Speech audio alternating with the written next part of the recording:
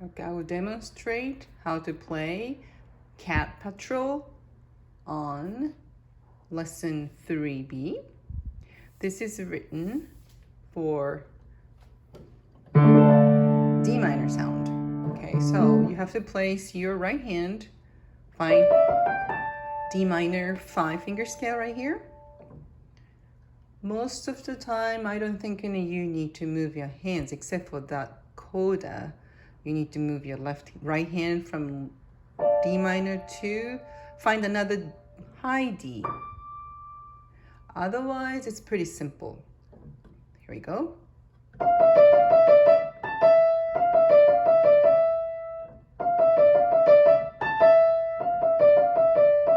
Now it's forte. So make sure you're going to play pinky's always on A, and add 4 on G, add 3, add 2, and then add 1, okay?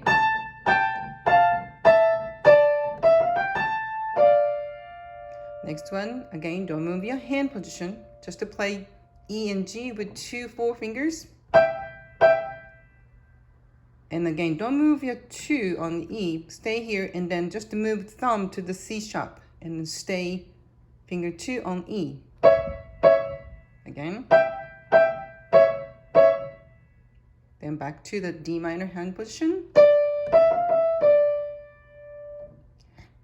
Then we have 1, 2, 3, 4, 5, 6 measures break for the right hand. And number 23 again. And then here's cadence. This is the second inversion of A minor. So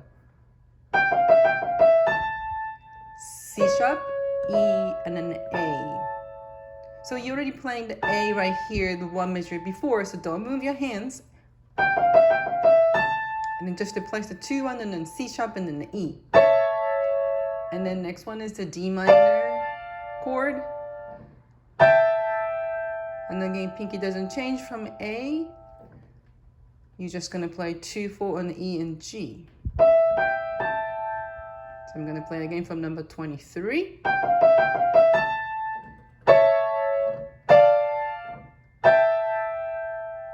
Okay, then you're going back again to the beginning. And I'm gonna play here the coda part. So you're gonna place your hand, find another high D right here. You're playing right here, the D minor, find another high D. It's more like a position of the G minor here. There we go.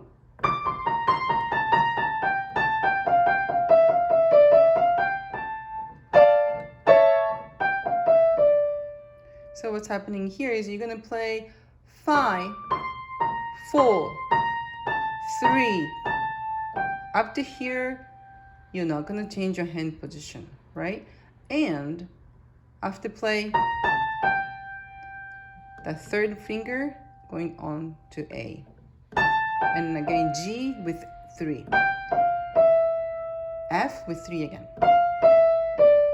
And then upwards to E. A, D minor chord, A major chord.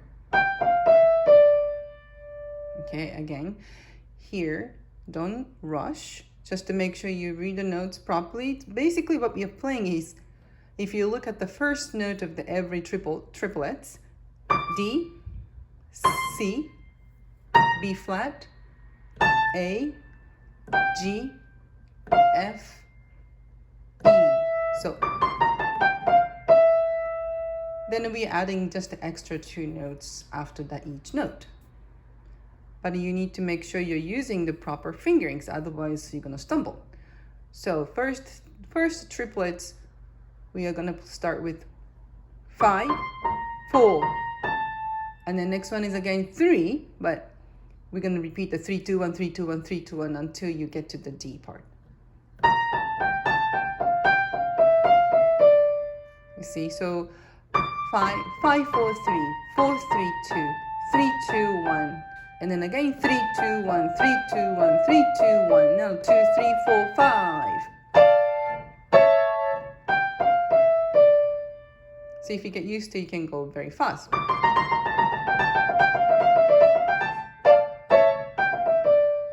It's not a big deal, right?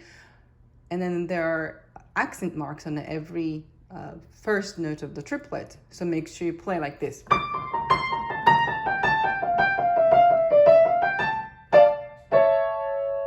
So it sounds much more rhythmical and musical.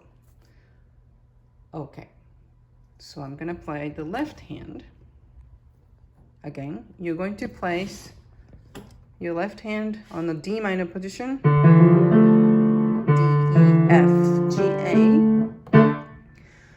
So the left hand is pretty simple too. It's just, instead of playing all three notes, a D minor chord, we're just gonna take 5 and 1, D and A. That's the first measure. The second measure, just to move the pinky to the C sharp. And then again, thumb doesn't move. The pinky goes on C, just a half note down. And then back pinky again back to the C sharp. And then D minor again.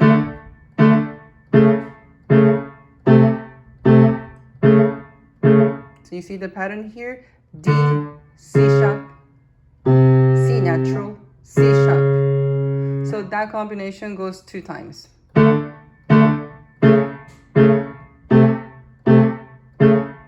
Again.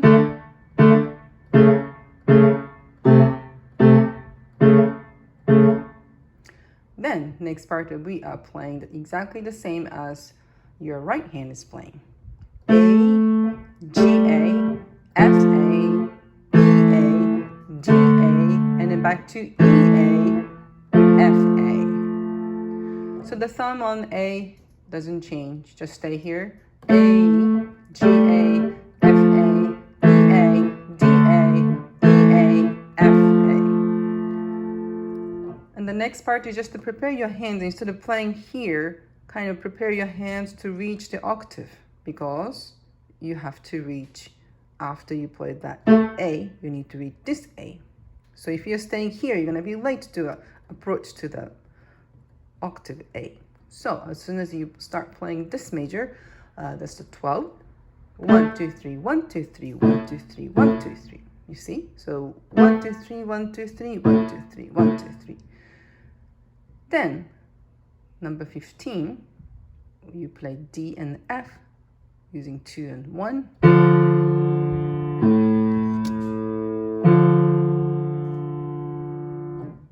Again. What we are playing right here is just the inversion of the D minor. This is the D minor, right? This is. So we are playing just the third inversion. And the next part, just left hand. A, B flat, A, D. So up to here, your hand position doesn't change. So 5, 4, 5, 2, 1. And move your hands a little bit higher. So the 3 going to be on E. 3, 2, 1, 2, 4. And then again, don't change your hand position. Stay here. 1. And the next one, the tricky part is don't use the 3 on E. Use 4. Just because it's much more natural movement than just to play. That's awkward. So after you starting playing number 19, after here in the same hand position, then move slightly towards the right, and then the finger 4 is on E. You see? Much more natural movement. And then next 23, you're just gonna repeat E, F, G, E, F, G.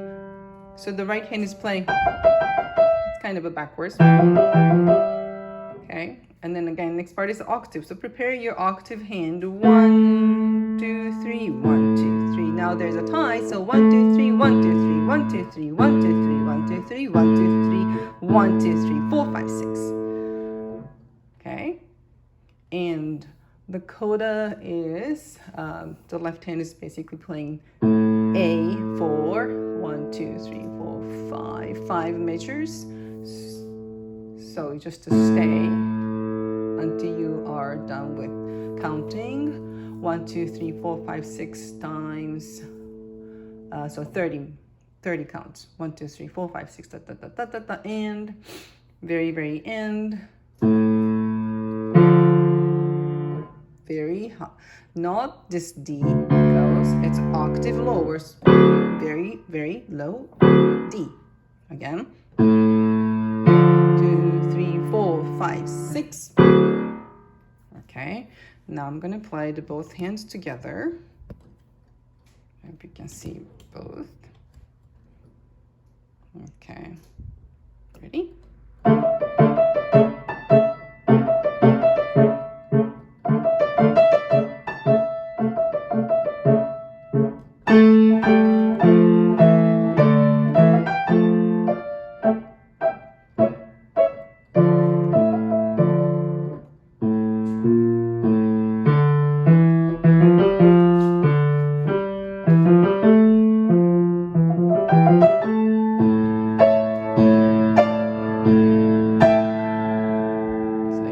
Time and then go back to the beginning.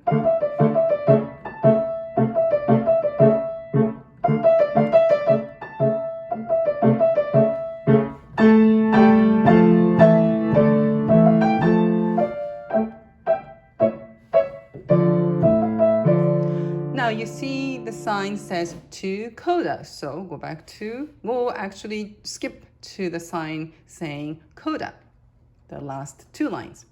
1, 2, 3. Remember, you have to move your hands to the D. 1, 2, 3.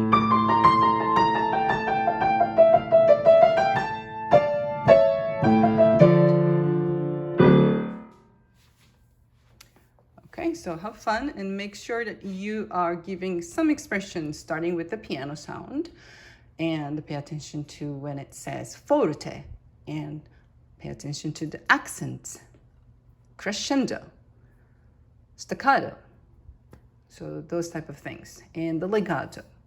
So for example, the beginning, you cannot play just like, that's boring. So you're giving a little bit of a legato in the first measure, and then give a little bit of a staccato in the second measure. I'm sorry. You see? So that phrase is important in this music. And so for the left hand does from the 19.